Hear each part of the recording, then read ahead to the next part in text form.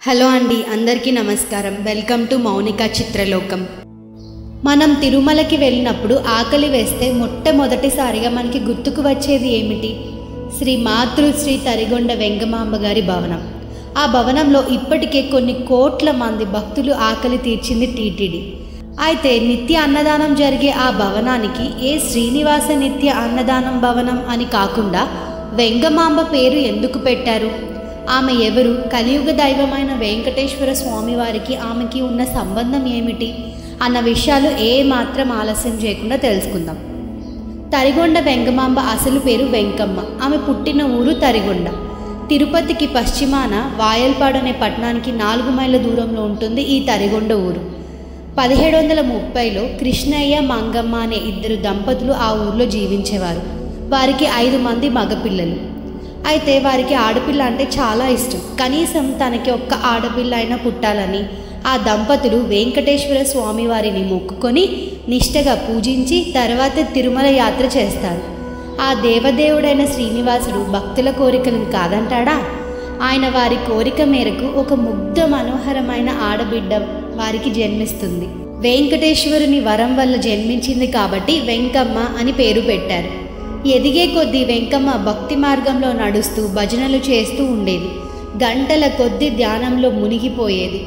ఇక మొదట్లో వారి తల్లిదండ్రులు కాస్త సంతోషించినా ఆ తర్వాత వారికి ఆమె ప్రవర్తన చాలా బాధాకరంగా మారింది. పెళ్లి చేసి వేరే ఇంటికి పంపాల్సిన అమ్మాయి ఇలా ఎంతసేపు గోవిందా గోవిందా అని ఏ పని చేయకుండా కాలక్షేపం చేయడంతో వారికి ఎంతో ఆందోళన కలిగింది. ఊర్లో వాళ్ళంతా ఆమెని కాస్త వింతగా చూసేవారు. ఈమెకి ఏ భక్తుడో లేక భక్తురాలో ఆవహించి ఉంటుంది, అందుకే ఇలా పిచ్చి పట్టినట్టు పూజలు చేస్తుంది అని నానా రకాల మాటలు అంటూ ఆమెని దూరం పెట్టేవారు. ఆమె ఎంత అందంగా ఉన్నా తెలిసిన బంధువులు ఎవ్వరూ ఆమెని పెళ్లి చేసుకోవడానికి వచ్చేవారు కాదు. ఇంకా ఆలస్యం చేస్తే ఆమెకి ఖచ్చితంగా పెళ్లి భాగ్యం కలగదని భావించిన వారి తల్లిదండ్రులు ఆమెకి పెళ్లి చేసే ప్రయత్నాలు మొదలు పెడతారు. వారి ప్రయత్నాల్లో వెంకమ్మ చాలా బాధ కలిగించేది. నాకు పెళ్ళేమిటి, ఆ శ్రీనివాసుడే నా భర్త కాబట్టి మీరు ఈ పెళ్లి ప్రయత్నాలు మానుకోండి అని వెంకమ్మ తల్లిదండ్రులకు చెప్పేది. అలా ఆమె ఎంత చెప్పినా వినేవారు కాదు. వయసు మీరుతున్న ఆ దంపతులకి ఆమెకి పెళ్లి చేసి వారి బాధ్యతను పూర్తి చేసుకోవాలనే ఆలోచన వాళ్ళది. అయితే చిత్తూరు సమీపంలో ఉండే నరగొండపాలెంలో ఉండే వెంకటాచలపతికి ఇచ్చి పెళ్లి చేస్తారు. దెబ్బ మీద దెబ్బ తగిలినట్టు కాపురం చేయకుండానే దురదృష్టవశాత్తు ఆమె భర్త వెంకటాచలపతి మరణిస్తాడు. ఆమె పరిస్థితి చూసి కొంతమంది అయ్యో పాపం అనుకునేవారు. మరికొంతమంది ఈమెను చేసుకోగానే అతను చచ్చాడు పాపం అని నానా మాటలు అనుకునేవారు. ఆమె మాత్రం అవి ఏవీ పట్టించుకోకుండా నిత్యం కుంకుమ గాజులు ధరించేది. ఒక విధవరాలు బొట్టు గాజులు ధరించడం ఏమిటి అని ఊర్లో వాళ్ళు నోళ్లు వెళ్ళబెట్టేవారు. నానా మాటలు అని ఆమెని చీదరించుకునేవాళ్ళు. ఆ పరిస్థితుల్లో ఏం చేయాలో పాలుపోని వెంకమ్మ తండ్రి ఆమెని ఒక గురువు దగ్గరికి తీసుకువెళ్తాడు. ఆ గురువుగారి పేరు రూపావతారం సుబ్రహ్మణ్య శాస్త్రి గారు. గురువుగారు తీర్చిన సందేహాల వల్ల ఆమె భక్తి మార్గంలో మరింత ముందుకు సాగింది. ఆధ్యాత్మిక ఉపాసన వల్ల ఆమె ఒక తపస్వినిగా మారింది. ఆమె నోటి వెంట అలవోకగా మంత్రాలు, పద్యాలు, పాటలు, కవితలు వెలువడేవి.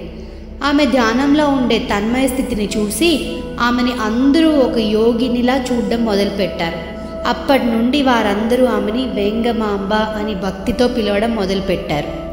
ఇది చూసి ఓర్వలేని కొంతమంది వెంగమాంబ తండ్రిని, ఆయన కుటుంబాన్ని ఊరి నుంచి వెలివేశారు. ఇంతటి కష్టాన్ని కూడా కడుపులోనే దాచుకున్నారు ఆ తల్లిదండ్రులు. ఒకనాడు పుష్పగిరి పీఠాధిపతులు వెంగమాంబ యొక్క విపరీత భక్తి గురించి ఆయన చెవిన పడింది.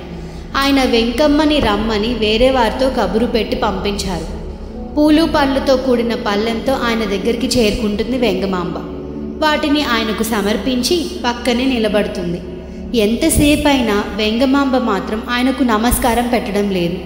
దాంతో విసిగిపోయిన పీఠాధిపతులు, అమ్మ వెంగమాంబ, భర్త లేని స్త్రీ సుమంగలిగా పూలు కుంకుమ ధరించడం మన సంప్రదాయానికి విరుద్ధం కాదా అని అడిగారు.